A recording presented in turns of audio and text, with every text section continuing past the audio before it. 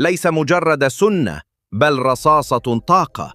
التمر لا يحتاج لهضم طويل، بل يذوب فوراً ليرسل الجلوكوز صاروخياً إلى مخك ويقضي على خمول الصيام في ثوان. انظر لقلبك.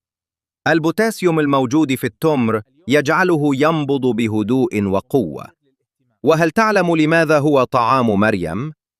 العلم اكتشف أنه يساعد عضلات الرحم على العمل بانتظام، مما يسهل الولادة ويخفف الألم. معجزة طبية في حبة صغيرة. لكن انتبه، هو قنبلة سكريات. الإفراط فيه قد يصدم البنكرياس، وبقاياه اللاصقة هي العدو الأول لأسنانك. لذا لابد من غسيل الأسنان بعد التمر للحفاظ عليها. منجم طاقة ودواء. كم حبة تأكل؟